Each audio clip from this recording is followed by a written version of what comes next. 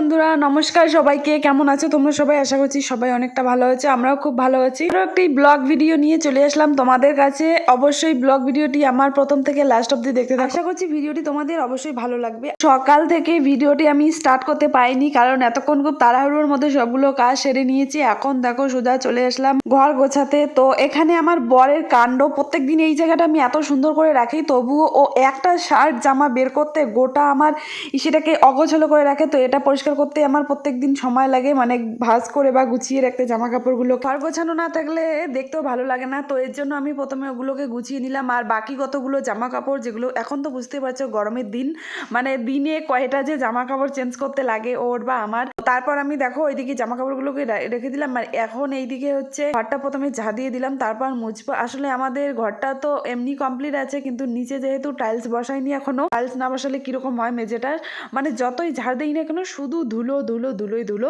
তো যাই হোক, এরকমই আমি গোটা ঘরটা ওইদিকে গুছিয়ে নিলাম। আমাদের বেডরুমটা কেমন লাগছে আমাদের রুমটাকে অবশ্যই কমেন্টে জানিও। আমি এখনো ভালো করে গোছাইনি আমাদের এই রুমটাকে, সবে তো নতুন। তারপর হচ্ছে এইদিকে টিভি রুমটা ঝাড় দিচ্ছি এখন। আর দেখতেই পাচ্ছ তোমরা ধুলোর পরিমাণটা। আসলে এই ঘরগুলো এরকমই, মানে প্রত্যেক দিন জল দিতে হবে, তারপর ঝাড় দিতে লাগবে, নইলে প্রত্যেক দিন ধুলোয় ভর্তি হয়। ওইদিকে ঘর দুটো আমি কমপ্লিট করে এখন আসলাম বাইরে। আজকে শুধু সারাদিন এই যে ঝাড় মোছামুছি এগুলোই করব। তো এইদিকেও একদম ওয়ালগুলোতে না মশা লেগে থাকে, কিরকম লাগে দেখতে, মশা মাকড়সার জাল। আসলে যেহেতু আমাদের বাড়িটা একদম রাস্তার কাছেই, এর জন্য সারাদিনে তো অনেক গাড়ি ঘোড়া যায়, প্রচুর ধুলো আসে, আর এর ফলে আর কি মাকড়সার জাল ঝুল বেঁধে থাকে। তো যেখানেই ঝাড় দিই না কেন দেখো চারদিকে শুধু ধুলো। এগুলোকে আমি এখন ঝাড় দিয়ে একটু পরে জল দেবো মোটর দিয়ে, তাহলে একটু ধুলোটা কম হবে। আর এখন কেন জানি না বৃষ্টি হচ্ছে না এখনো পর্যন্ত। বৃষ্টি হলে তবুও রাস্তাঘাটগুলো অনেকটা কিন্তু ধুলোর থেকে মুক্তি পাবো। আর যেহেতু প্রচুর গাড়ি ঘোড়া যায় সারাদিনে, একদম আমার এই যে ওয়ালগুলো বা এই যে গ্রিলগুলো একদম সাদা ভর্তি ভর্তি হয়ে। ঘর বারান্দা ওইদিকে ঝাড় মোছা কমপ্লিট। এখন যাব হচ্ছে কাপড়গুলো অনেকগুলো জমিয়ে আছে দেখো, এখন এগুলোকে ভিজিয়ে। এইদিকে আমার ফুল গাছটা দেখো, স্থলপদ্মটা, এখানে না কিরকম লাল লাল পিঁপড়েগুলো যে হয় ওগুলো আর কি ধরেছে। তো ভাবছিলাম কেন এরকমটা হচ্ছে। তো যাই হোক, ওইদিকে আমি জামা কাপড়গুলো ভিজিয়ে রেখে একটু এখন বসলাম। তারপরে আবার কি নিস্তা নেই, একটু পরে বসেই এইদিকে রান্না বসিয়েছি। ওইদিকে আলু সিদ্ধ দিয়েছি আর পেঁপের সবজি এখানে রান্না করব। সবজি বানানোর কথা ছিল, কিন্তু ততক্ষণে আমার বর চলে এসেছে, ওর খুব একটা দরকারি কাজ আছে। আমি আমার তো এখন দিনের বেলা ডিউটি লাগিয়ে গেছে। কি কোথায় যাও? আমার সরকারি চাকরিটা হারার পরে থেকে আমি ব্যবসায় নাম দিয়েছি এখন নতুন করে। ও তোমার নাম কি? এখন কি আর গাড়ি চালাম, টোটো চালাই, নতুন টোটো কিনছি।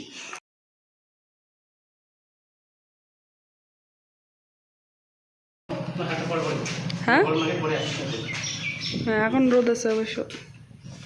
যাও, টাটা টাটা, সাবধানে যাবা। বিলকুল। রোদ আজকে।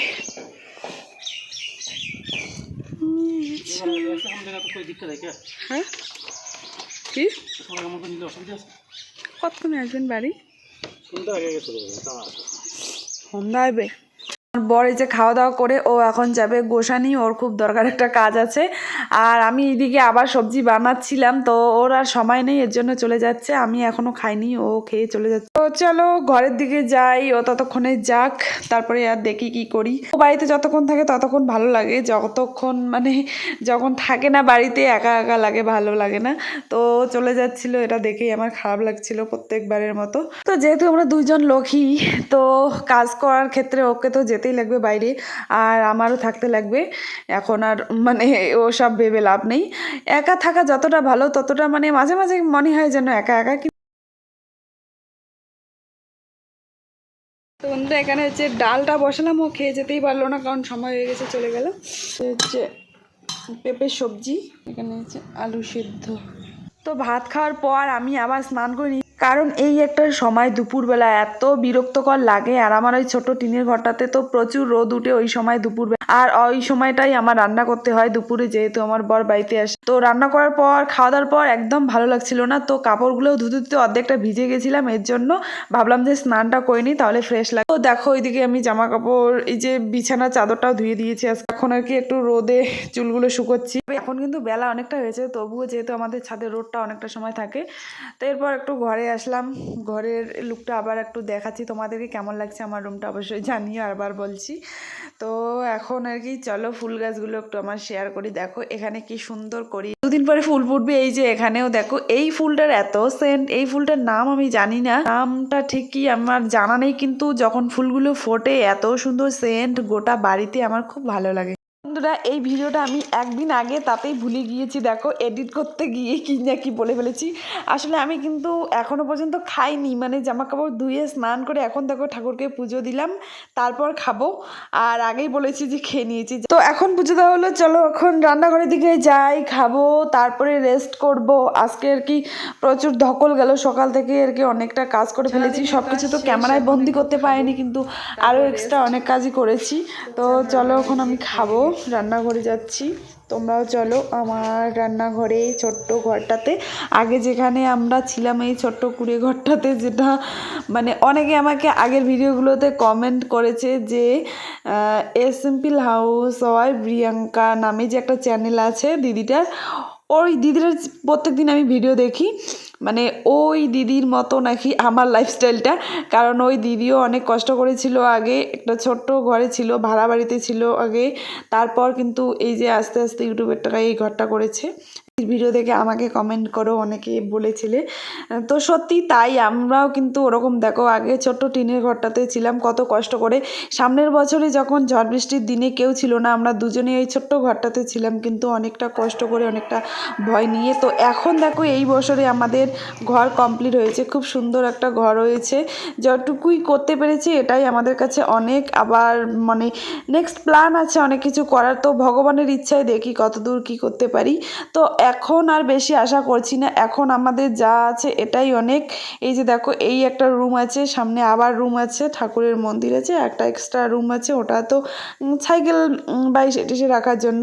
তো তোমরা যদি আমার মানে রুম ট্যুর বা হোম ট্যুর দেখতে চাও তাহলে আমি খুব সুন্দর করে শেয়ার করব। তো আমি যেহেতু ভিডিও ছাড়ি না অনেক দিন পর, কি জানি মনে হয় একটা করে ছাড়ি, ভাবি যে প্রত্যেক দিন ডেইলি ছাড়বো, কিন্তু আর ছাড়াই হয় না। তো এবার থেকে চেষ্টা করব, তোমরা যদি ভালোবাসা দাও। আসলে কয়েকদিন থেকে আমি কিছু শর্ট ভিডিও ছাড়ছি, দেখি অনেকটাই ভালোবাসা পাচ্ছি, এর জন্য ভাবলাম একটু লং ভিডিও ছাড়ি মাঝে মাঝে, তাহলে দেখি কীরকম ভিউজ আসে।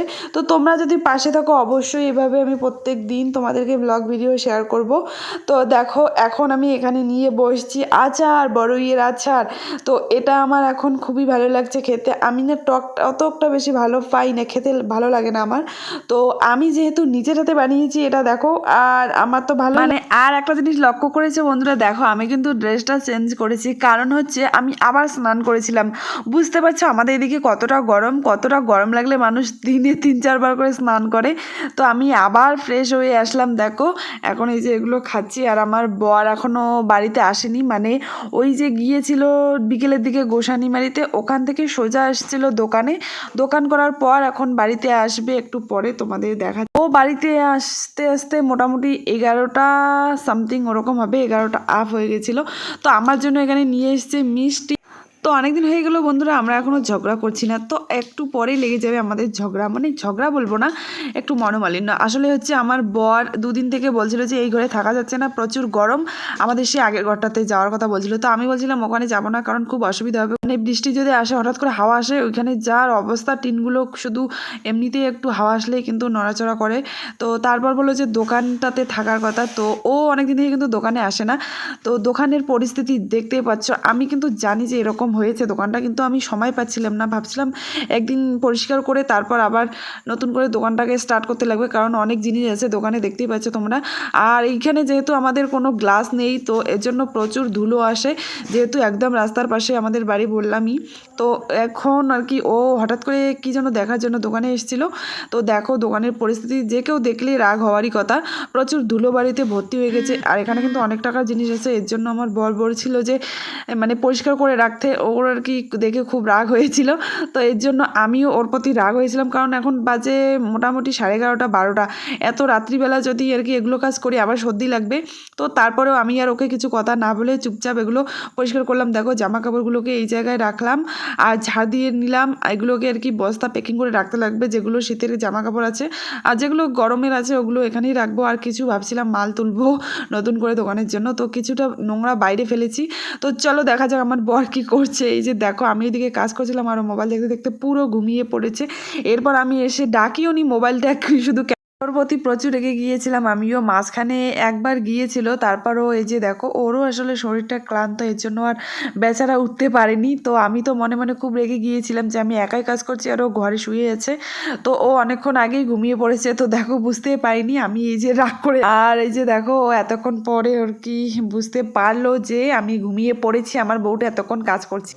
তো এরপর বন্ধুরা দেখো আমি আবার স্নান করে আসলাম। মানে আজকে দিনে যে কতবার স্নান করছি কোনো হিসেবই নেই, কারণ আর কি ওইখানে যে ধুলো বালি, আমি এই যে ঝাড় দেওয়ার পর আমার চুল শরীর একদম প্রচুর ধুলোতে ভর্তি হয়ে গিয়েছিল, এই জন্য একদম স্নান করে আসলাম। আর এইদিকে দেখো সন্ধ্যার দিকে আমি কিন্তু এই যে চালগুলো ভেজে রেখেছিলাম, কারণ রাত্রিবেলা আমার বর আসলে ভেবেছিলাম যে চালগুলো যে মেশিনে গুঁড়ো করে তারপর রাত্রিবেলা খাবো। দুধ দিয়ে খেতে আমার খুবই ভালো লাগে আর আমার বরও খেতে ভালোবাসে।